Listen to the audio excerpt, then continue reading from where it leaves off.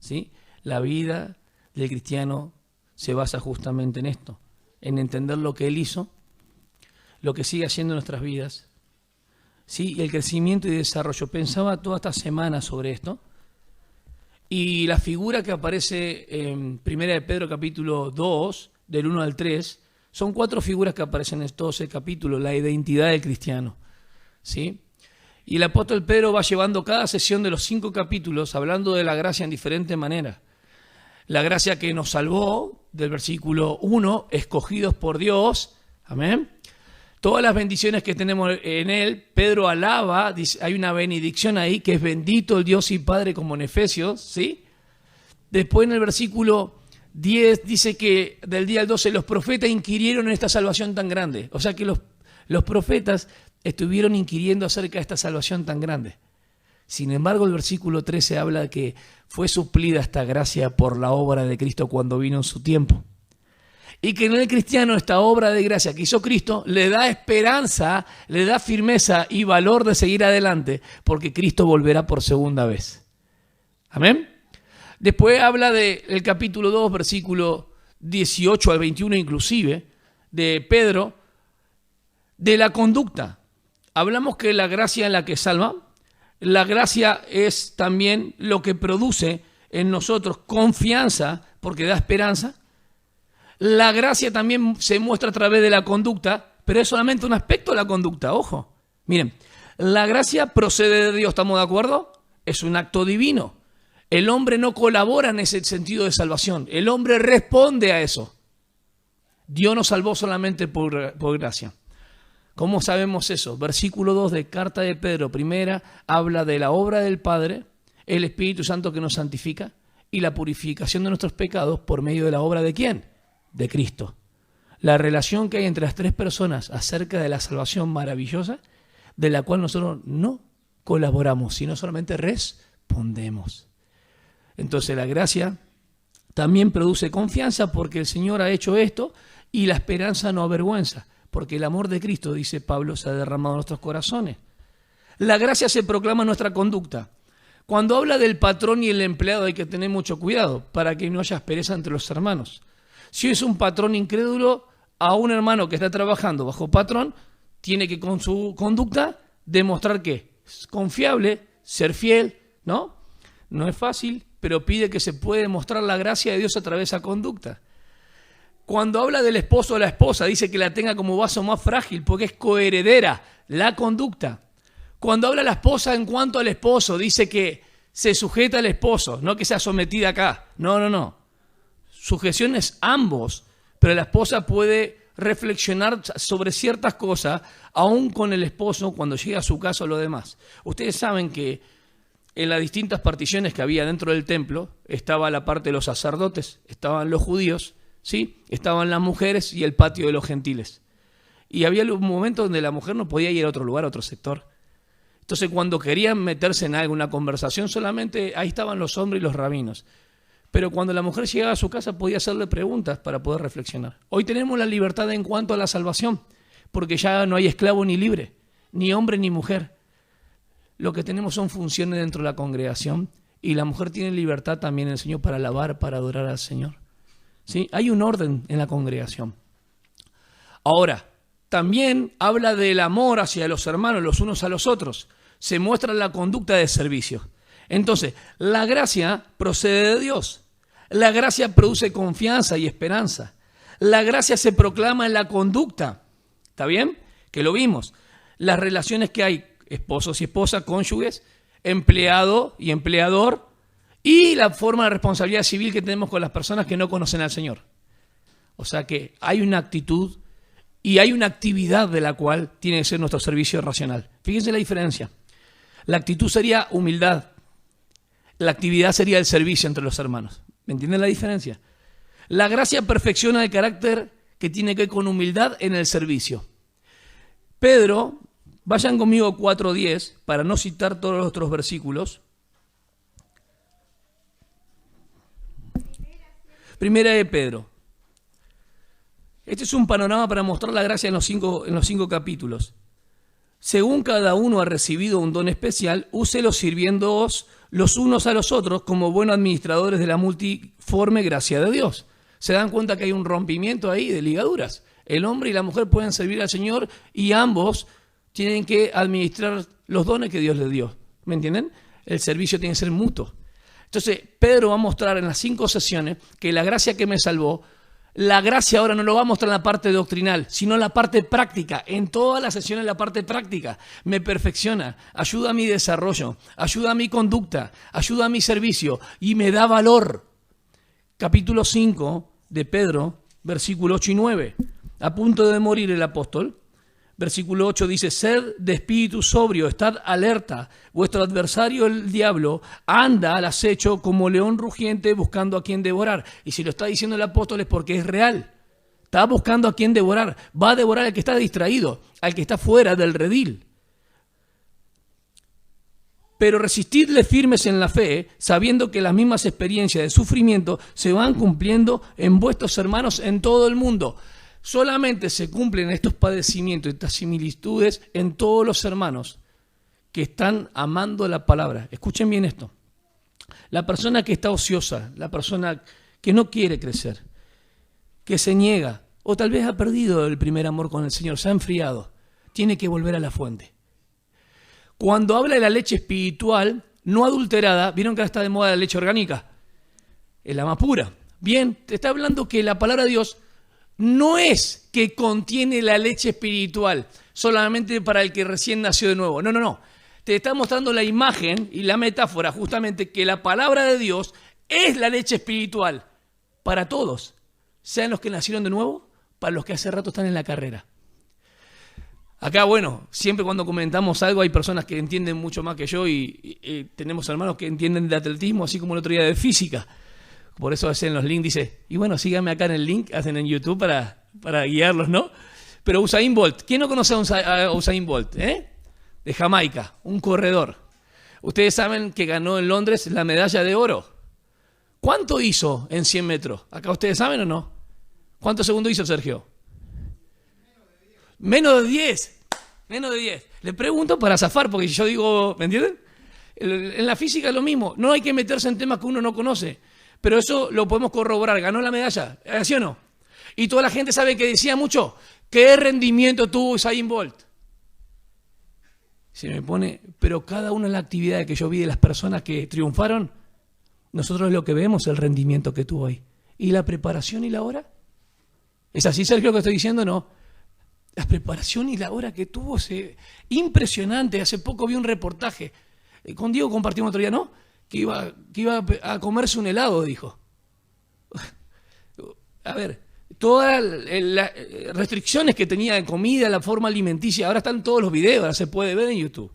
Y cómo le entrenaba, aún sin tener un tiempo, no tuvo, ¿cómo es? No es un personal trainer, la persona que lo prepara a él, y cómo él con otro Blake y con otro amigo corrían solo, así en la calle, pero así, le metían todo el tiempo, sin ser monitoreados por alguien, a eso me refiero. Una disciplina constante para llegar al momento de la carrera y decir, mirá lo que hizo.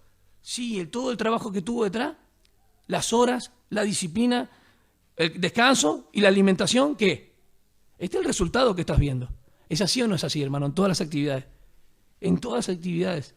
Y la palabra de Dios corrobora, no es que la palabra de Dios va a confirmar eso, no. La palabra de Dios es el filtro. Vemos que es así. El labrador, el atleta, el soldado, todos los ejemplos tienen que ver con un esfuerzo. ¿Y el Hijo de Dios qué? ¿Por qué presenta esas figuras de esfuerzo? Porque requiere perseverancia para tener un crecimiento y un desarrollo. ¿Vieron que hay personas que crecen en cuanto a lo biológico, pero no en forma madurativa? Un cristiano puede tener 30 años dentro de la iglesia, pero no ha crecido en el conocimiento de Cristo. Yo le animo que si hay un fueguito por lo menos, de ese deseo que alguna vez gustaste, de la bondad y la benignidad del Señor, que no se extinga, que no se apague del todo. La leche no adulterada es esencia para el crecimiento. ¿Vieron que 5 veces mencioné gracia en cada capítulo?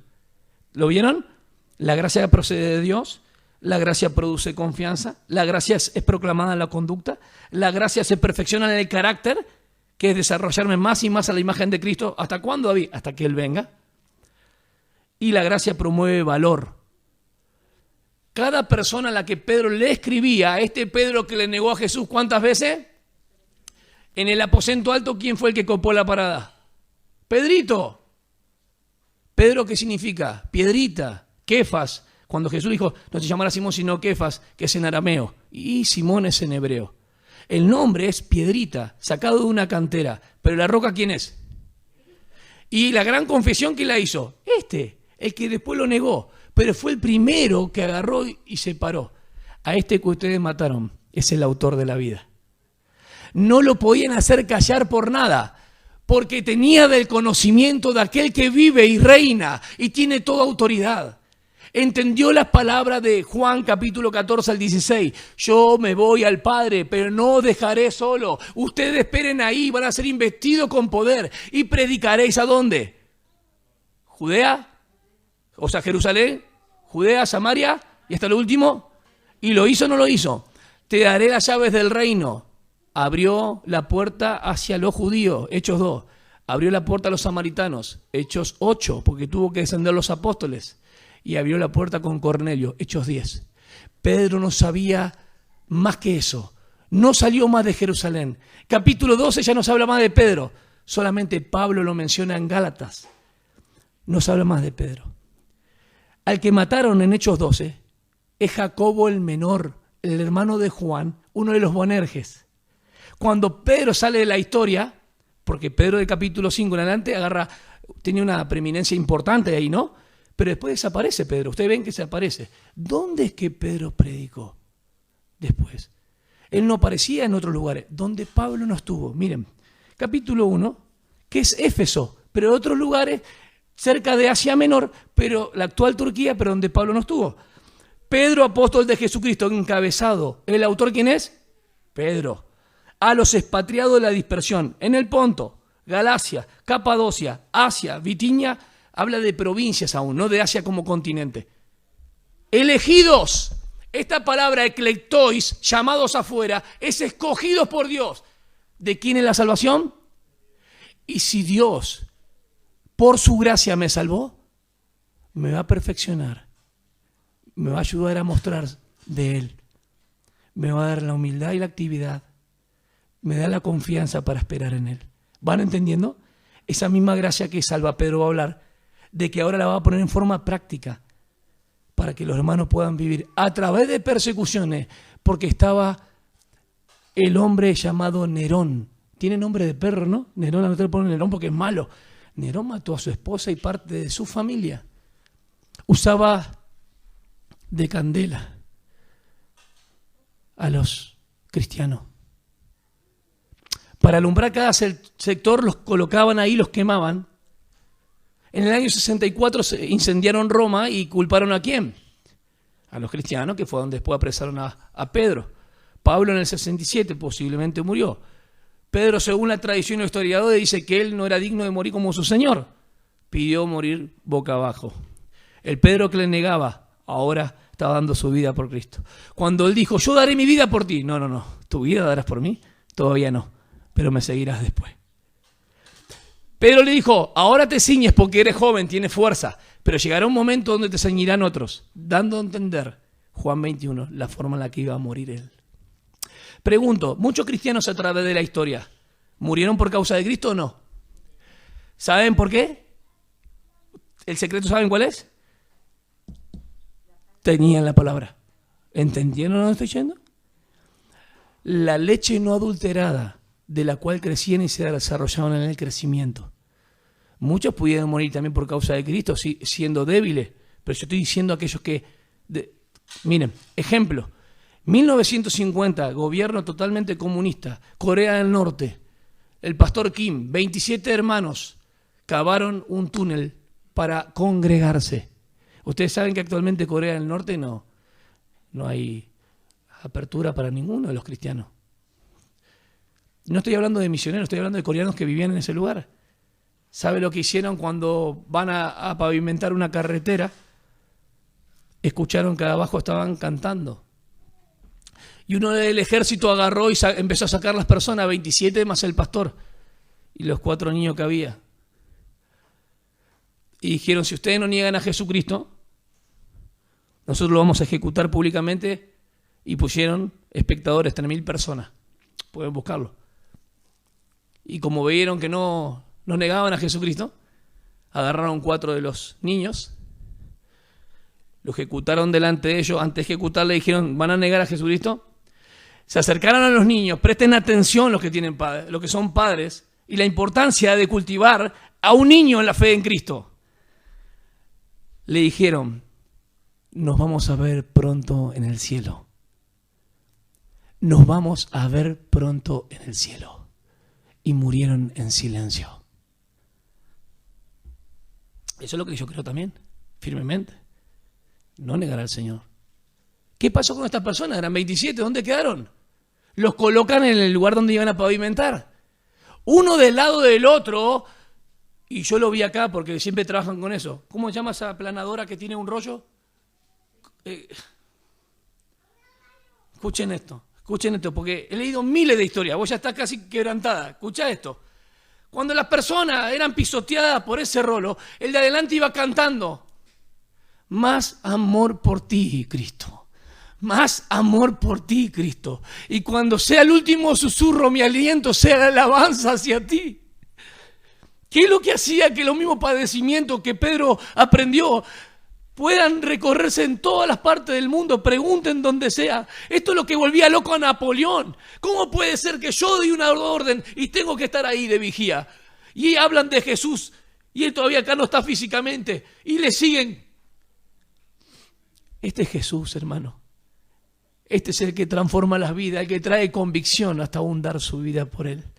Los cristianos estaban pasando persecuciones. Pedro dijo, después de mi partida entrarán lobos rapaces. Si vos tomás la leche no adulterada, vas a estar sólido. ¿Para qué?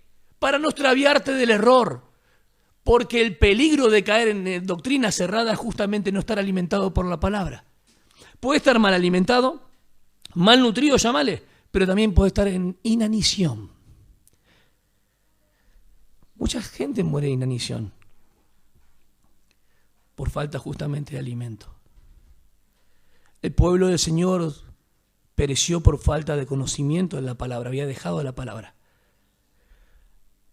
En Apocalipsis Juan da una admonición, una advertencia diciendo, tengo una cosa contra ti, que has dejado tu primer amor. Estos lugares donde fue Pedro eran los lugares que estaban en la actual Turquía, porque Pedro nunca hubiese salido de Jerusalén sino. Y Pablo lo cita en Corintios 9:5, con su esposa seguramente hacía viaje porque Pedro estaba casado, tenía suegra, obvio. Así que vemos cómo el Señor dirige su palabra. Cuando vamos al versículo, entendiendo las persecuciones que habían, que eran internas, y entre los hermanos había un peligro muy grande. Les advierte estos 5 pecados que hay. Damos lectura, dice todo el contexto, porque es importante. Estaban en persecución externa por este loco sádico. Ustedes saben que tocaba la lira y salía desnudo, Nerón. Estaba totalmente... Y así hubo varios en la historia, ¿no? Personas totalmente diabólicas. Herodes, ¿ustedes piensan que era un nene de mamá? Herodes mandó a matar a todos, y si es posible, no solamente en Belén, en todas las ciudades y aldeas, para buscar al rey. ¿Se acuerdan? Cuando nosotros leemos eso nos tiene que llegar porque eran momentos difíciles. Ahora tenemos hermanos en Venezuela, en Colombia, tal vez en África, muy perseguidos, en lugares muy difíciles, ni hablar la parte de los musulmanes también. Pero dice, por tanto, desechando toda malicia, le habla a la iglesia ahora. Se olvida las persecuciones externas que hay. Ustedes dentro, a los cristianos que están, dice, por tanto, ¿qué? Por todo lo que Cristo hizo, por la herencia que es incorruptible, que nadie la puede quitar, por más que toquen su vida y su cuerpo, nadie puede sacarle la herencia, porque el beneficio más grande que ustedes tienen, ¿saben cuál es? Haber nacido de Dios. Ya había nacido de nuevo. Le habla a personas cristianas. A un no cristiano no podemos ponerle este peso. Aprender a padecer por Jesús, sufrir las penalidades, todo eso le habla a cristiano. Entonces, versículo 1 dice, por tanto, desechando toda malicia y todo engaño e hipocresía, envidias y toda difamación. Ustedes tienen otra traducción ahí, ¿no? detracciones. Bien. Pero en realidad la palabra también va con maledicencia, tiene que ver con algo de la lengua. Fíjense qué interesante. 5 pecados. Versículo 1, anoten. Capítulo 2, versículo 1. La parte negativa es desechar estas cosas. ¿Está bien? La parte positiva está en el versículo 2 y 3. Desead como niños recién nacidos la leche pura de la palabra para que por ella crezcáis para salvación. En el griego hay una cláusula de propósito. Crecer para salvación está condicionada. ¿Qué es ella? Miren, vamos a leer despacito. La leche pura de la palabra para que por ella crezcáis. ¿De qué está hablando? De la palabra. Es bien simple el texto. Hay un propósito. Si yo no me alimento de la palabra, no crezco, no me desarrollo. Crecer y desarrollarse ¿en qué? Dentro de lo que es la salvación. El mismo concepto está en 2 Timoteo 3:15. ¿Se acuerdan quién le enseñó a Timoteo de las Sagradas Escrituras de chico? Su abuela y su mamá. De chicos aprendido las Sagradas Escrituras, las cuales te pueden hacer sabio ¿para qué? ¿Para ganar la salvación? Sabio para la salvación, para que crezcáis en la salvación. ¿Ya fuimos salvos por gracia? Necesitamos alimentarnos de aquella persona que nos salvó. ¿De qué conocimiento me está diciendo? Conocer más al Padre que nos escogió, a Cristo que nos redimió y nos purificó, y el Espíritu Santo que nos selló. Eso no nos quita a nadie. Por eso una vez más afirmo, el cristiano no colabora en la salvación porque es un acto de Dios en la justificación, sino que solamente responde a su llamado eficaz. ¿Amén? Como hemos visto la gracia, estamos entendiendo. Si es que habéis probado la benignidad del Señor. Ese parece un caso hipotético, como que trae duda a los hermanos cuando leen esto. Si es que habéis probado la benignidad del Señor. Benignidad ahí es bondad. En alguna circunstancia de la vida de que conociste al Señor, ¿has gustado la bondad del Señor o no? Bien, entonces seguí. Porque la palabra desechando está en un participio. Desechando estos pecados, ¿cuándo? ¿Una vez? No, siempre. Y la palabra desear está en imperativo, en forma activa. ¿Quién tiene que desear? Nosotros. Yo puedo invitarte a comer algo, o vos a mí, mejor. Pero no me podés provocar el deseo, te lo puedo asegurar, porque lo he comprobado. Hay cosas que he comido y no me han gustado. ¿Comiste algunas cosas que te hacen probar? Sanguchitos, te meten cosas y vos no te gusta? No lo puedo ni ver. Entonces yo pensaba antes que estas sensaciones de deseo eran involuntarias. No. Tiene que ser provocada la sed dentro tuyo. Si vos estás zapado, ¿cómo la vas a provocar? Por la palabra. Volvé a la fuente. ¡Pac! Ahí se me prendió la lamparita. Es verdad, muchas cosas yo he convidado, me han hecho probar, pero cuando no me han gustado. ¿Pero vos has gustado de la bondad y la benignidad del Señor? ¿Y por qué no creces? Porque no seguís buscando. ¿Van entendiendo? La parte negativa del versículo 1, la parte positiva el 2 y el 3, el 2 y el 3. La expresión, por lo tanto, conecta esto que viene a contar del versículo 1 al 3, pero ¿con qué lo conecta? Con el 22 al 25. Vamos a leer el 22 al 25 del capítulo 1.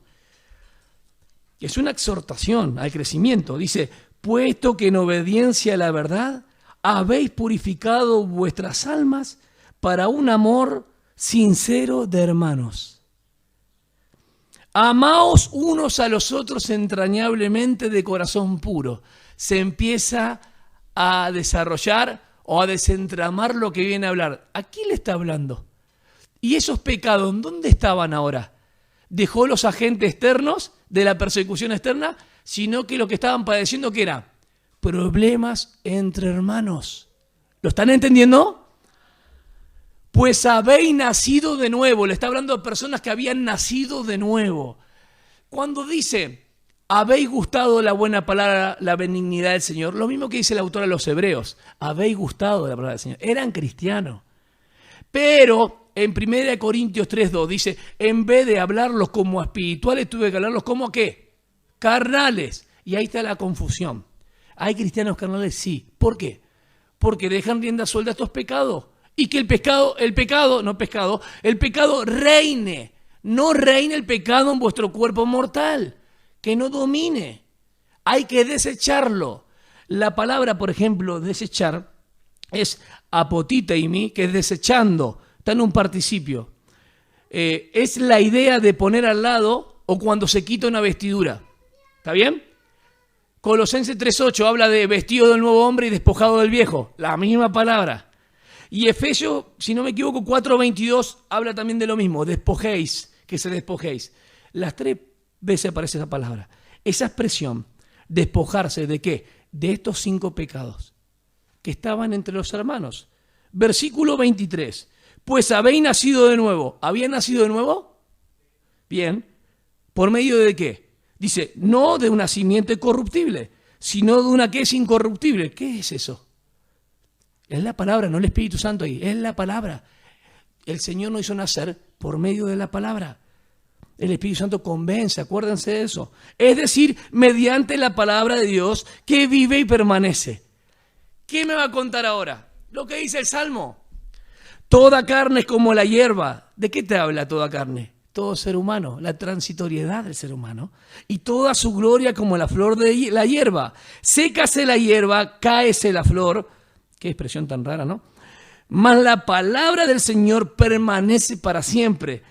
Y esta es la palabra que os fue predicada. Fíjense qué interesante. Si ellos retenían el Evangelio hasta el final, iban a ser beneficiados con recompensas. ¿Por qué? Porque entramos al reino de Dios siendo hijos de Dios. Pero el tener puertas abiertas o que se abran las puertas del reino eterno cuando nos llamen su presencia en cuanto a recompensa es distinto. Vamos de vuelta. Si yo pregunto, ¿cuántos hoy si viene el Señor se van? Nadie seguramente va a dudar. Pero ¿cuántos están preparados para comparecer delante del Señor? Epa. Antes nos hacían tener miedo con la primera, porque decían, si viene el Señor, ¿cuántos están preparados para irse con el Señor y comparecer con Él? No, hablaban como que moríamos y ya nos íbamos al infierno de cabeza. Yo creo en Jesús. Y nosotros nos codeábamos con mi amigo y levantábamos la mano. Pero no sin entender mucho, pero a mí ¿cómo me van a imponer que no creo en Jesús? Yo nunca negué a Cristo. Y más ahora que uno comprende más, conoce más de la palabra y hoy se da cuenta lo interesante y lo importante que es transmitir bien esta verdad. El que cree en Cristo es salvo. El que no cree ya ha sido condenado. Bien, ¿qué significa desear? Es un anhelo intenso, ferviente, una pasión diligente. La palabra es epipoteo, que está en Filipenses también. Desear vehementemente, diligentemente, responsablemente. ¿Hay una separación del mal? Sí. ¿Cuál es la separación del mal?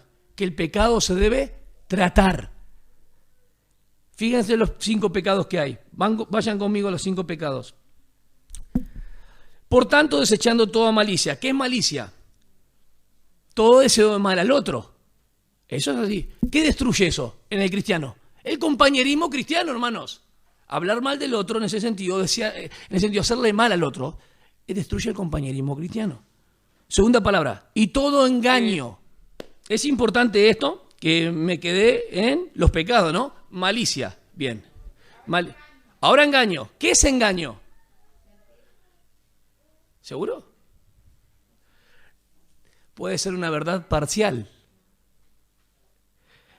Decir algo o hacer creer algo que no es. Perfecto. Para no confundirlo con hipocresía. ¿Está bien o no? Vamos a la tercera. ¿Hipocresía qué es? ¿Se dan cuenta que? Aparentar algo que no es. Entonces engaño es mucho más. La palabra engaño en el griego viene de anzuelo, de enganchar. ¿Van entendiendo?